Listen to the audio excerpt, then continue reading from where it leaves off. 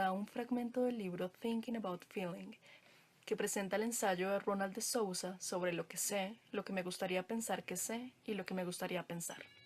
Ronald de Souza nació en 1940 en Suiza. Posteriormente, en 1962, realizó sus estudios literarios en el New College, Oxford University.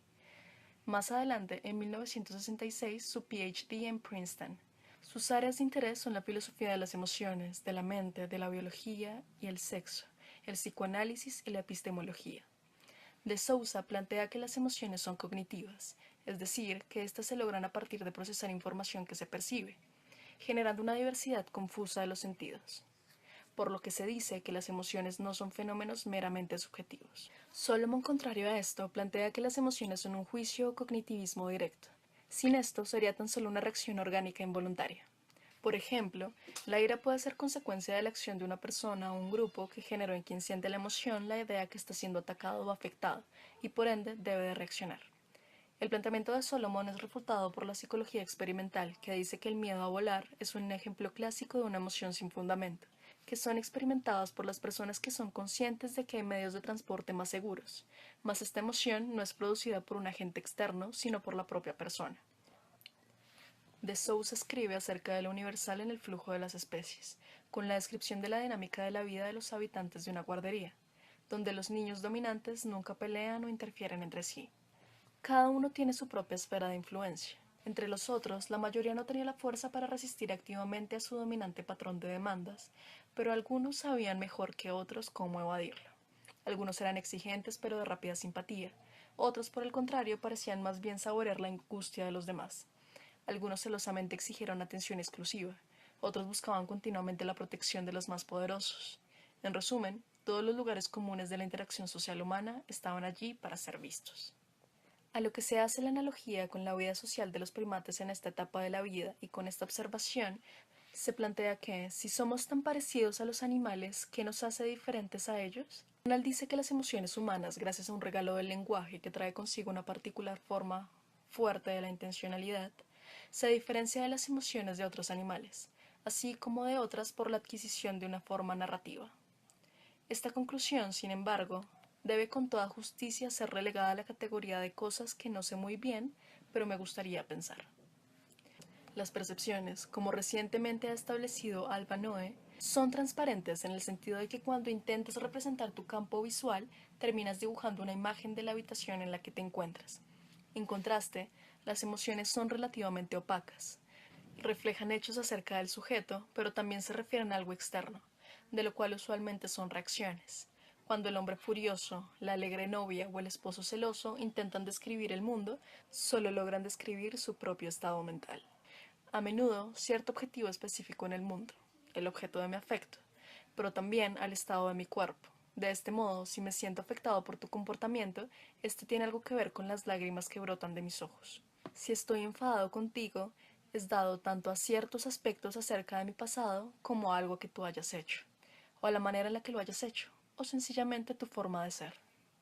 Según Alba Noe, el flujo de la conciencia es algo como una gran ilusión. El hecho de dividir el término entre lo que es o no consciente es inevitablemente simplista, incluso cuando se consideran espacios para el subconsciente y el preconsciente. En este sentido, el rol del cuerpo en las emociones es bastante complejo. Una emoción puede genuinamente afectar no únicamente el comportamiento, sino la orientación hacia el mundo y a los eventos de nuestras vidas, sin que el sujeto tenga cierta comprensión en particular hacia la identidad de la emoción o la naturaleza de su influencia. Normalmente se enfatiza en el carácter corpóreo de la emoción para resaltar dos diferencias entre las emociones y los estados mentales. Uno es que en varios casos emociones específicas están asociadas con ciertos extensos cambios fisiológicos: ruborizarse, pulsaciones cardíacas aceleradas, modificaciones en la conductancia de la piel, tipo de medidas que los polígrafos están diseñados para capturar. Por otro lado, ciertos circuitos neuronales específicos parecen estar relacionados a estados emocionales que podrían en conjunto caer bajo el umbral de la conciencia. Las emociones están profundamente implicadas en nuestra capacidad de vivir una coherente, razonable y bien regulada vida. Esto se debe a que las emociones parecen motivar, incluso pese a su reputación de motivar malos comportamientos.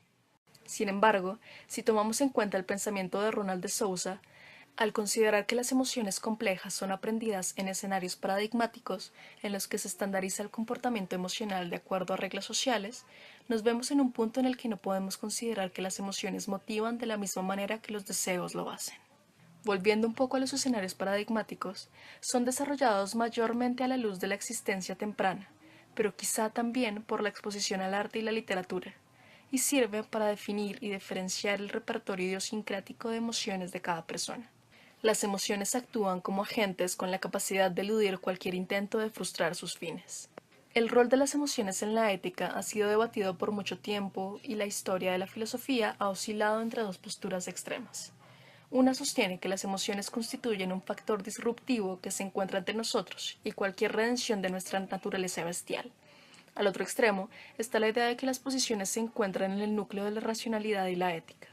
Esta última postura descansa en tres consideraciones.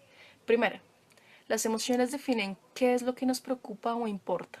Establecen el fin último de la deliberación. Segundo, existe un amplio rango de emociones que son intrínsecamente epistémicas, es decir, que se acercan al conocimiento o al proceso cognitivo. Las más notables son las sensaciones de certeza o de duda, así como el sentimiento general de correctitud, que valida nuestras inferencias y conclusiones. Tercero, las emociones no solo determinan los fines, sino que de igual manera definen los medios que elegimos para alcanzar tales fines. Los debates en torno al último punto generalmente se centran en el problema de la acrasia o debilidad de voluntad. Consiste en el fallo de aplicar a una decisión el más comprensible conjunto de razones disponibles. La acrasia se ve rodeada de un carácter dañino, ya que se tiende a asumir que nuestro mejor ser se encuentra en la más explícita de nuestras razones.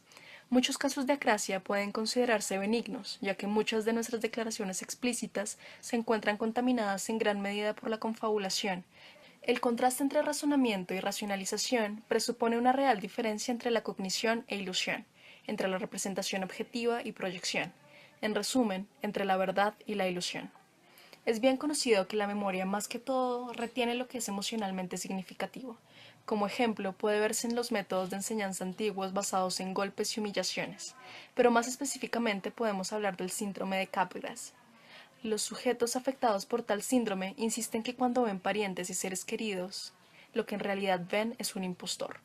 Estos sujetos no padecen problemas de memoria ni sufren de prosopagnosia. Ramachandran sugiere que normalmente existe un vínculo directo entre el mecanismo de reconocimiento facial y las áreas que controlan las apropiadas respuestas emocionales. El ver a un pariente normalmente desencadena una respuesta afectiva no necesariamente consciente, una evaluación de familiaridad. Un documento de identidad posee una fotografía y una firma, y ambas tienen que concordar. Si una de ellas no lo hace, la otra es automáticamente sospechosa. De la misma manera que al ver a un familiar se tiene la representación cognitiva o visual del rostro y la firma emocional. La delusión de Capgras no es más que una inferencia perfectamente razonable. La persona ante mí no es mi madre, dado que generalmente obtengo una específica marca emocional a la aparición de mi madre, y no la estoy obteniendo ahora. Sin embargo, ella luce exactamente como mi madre, por ende, ella es una imitadora. El ejemplo del síndrome mencionado sugiere que las emociones se nos presentan con un sistema de procesamiento de información propio, un sistema de representación paralelo para entender al mundo. Otra importante división del pensamiento se llama lo que quiero pensar. Al igual que las anteriores, se verán varios conceptos relacionados con el tema que ayudarán a comprenderlo un poco mejor. Las emociones y la razón es el tema que se debate en el cual se expresan distintas hipótesis, como la de MacLean, que consiste en que las emociones son un conjunto de funciones que contribuyen al proceso de cognición y al comportamiento, y actualmente son un sistema de control paralelo. También hay razones para creer que el circuito del sistema límbico, principalmente asociado con emociones, constituye el sistema original de control de la conducta. Se habla de juicios de verdad como tipos de cognitivismo acerca de las emociones. La hipótesis que se encarga de ello contiene tres exposiciones. La primera consiste en que las emociones pueden ser constituidas como percepciones de valor. La segunda habla acerca de los valores de las preguntas, los cuales no existen en un espacio con solo dos dimensiones, sino que en cambio existen en un espacio n-dimensional. La última dice que la mayoría de emociones no son intrínsecamente morales. Se hablará de estas tres exposiciones de la hipótesis en la siguiente parte. Al hablar de verdad emocional, podemos decir que ésta se asume que es una proposición que puede ser variable. De este modo, se puede ver que esta proposición conlleva problemas relacionados de lógica que se explicarán más adelante. ¿Cómo entonces puede una noción de negación aplicar a las emociones consistentemente? Aunque algunas emociones nombradas parecen estar ya relacionadas como polos opuestos, amor y odio, esperanza y desesperanza, admiración y celos, gratitud y resentimiento, no hay un criterio obvio de contrariedad. Para hacerlo, se sugieren dos criterios, el neurológico y el fenomenológico. El último, sin embargo, experimenta cierta subjetividad extrema, ya que muchas personas dirán que es imposible sentir simultáneamente cierto par de emociones en lo que se refiere a objetos muy iguales, aspectos y situaciones. En el criterio neurológico podríamos tomar alguna inspiración de los trabajos elegantes de Marcel Ginsborn. Para dos creencias cualesquiera, la compatibilidad coincide por la consistencia. Las condiciones de satisfacción son tan solo condiciones de éxito. Pero para que dos deseos sean consistentes, no es necesario que sus contenidos sean conjuntamente posibles de satisfacer, sino solo que sus contenidos sean conjuntamente deseables. De tal manera que si un deseo por P y un deseo por Q, donde Q implica no P, son claramente incompatibles. Esto no deduce que deban considerarse inconsistentes. Las emociones son similares pero más desordenadas. La razón es solo una. Cada emoción está enlazada a su propia continuidad evaluativa específica, de tal manera que define su propio objeto, y de este modo la dimensión sobre la cual la contrariedad se pueda definir para esta emoción. Consideremos el siguiente ejemplo. Permitamos que el objeto formal del miedo, la norma de la apropiación que es distintiva del miedo, es el peligro. Miedo de que si P es satisfecho, sí y solo si P es verdadero, pero es exitoso si y solo si P es en realidad peligroso. Miremos el siguiente objeto proposicional. E de P se satisface si y solo si P es verdadero. E de P es exitoso si y solo si P cabe en el objeto formal de E. En todos los casos, el éxito de la emoción es independiente de su satisfacción. La verdad emocional entonces no se refiere a la satisfacción semántica sino al éxito. El miedo a la estimación de P como peligroso consiste en una forma de evaluación de P. El éxito está atado a la correctitud de esta evaluación. La experiencia de nosotros mismos y del mundo genera sentimientos, percepciones, deseos y creencias. Estos son embutidos en una secuencia de decisiones únicas, donde cada una requiere actuar o no actuar, sí o no. En la vista a todo color no hay límites prácticos del número de emociones diferentes que pueden ser experimentadas. Algo más de esto es que hay límites en el número de pensamientos que uno puede tener. Consideremos las emociones estimuladas por experiencia.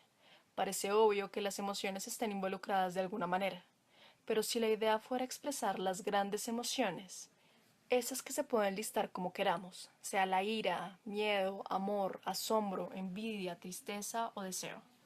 Entonces, ¿por qué complicarse creando y apreciando todas las sutilezas del arte? Parece poco probable que los trabajos deban alimentar nuestro interés si solo hay muy pocas de ellas. La vista alternativa es que cada momento diferente del arte provoca una emoción a sui generis. La idea de que las emociones constituyen aprensiones de un reino a sui generis de valores implica que ellas trascienden cualquiera de los guiones de expresiones de comportamientos. Una consecuencia ha sido indicada. A pesar de que se dice que las emociones motivan, sería mejor que aquellas que analizan y construyan razones de comportamiento. Otra consecuencia es que a pesar de que es útil reconocer un número limitado de emociones con propósitos de comunicación social y de clasificación, la verdadera experiencia de la emoción está mejor modelada por la experiencia estética. Pero ahora, si cada emoción plantea sus propios estándares de apropiación o de correctitud, ¿con qué pueden contribuir las emociones a la ética? Es tentativo recurrir a la naturaleza humana para plantear un estándar de correctitud emocional. El problema con la naturaleza humana es que probablemente no haya tal cosa. En vez de considerarla como un estándar de cómo juzgar en contra de la emoción, yo propongo hacer justamente lo contrario, tomar las emociones correctamente entendidas como los últimos jueces de la ética. Consideremos el pensamiento clásico del experimento de Mencius. Se ve a un niño que está a punto de caer a un pozo. La comprensión de la situación te mueve inmediatamente y salvas al niño. En este caso, lo que se tiene es la necesidad de intervenir. Cualquiera que lo haga será juzgado de no tener una emoción apropiada. Created using Powtoon.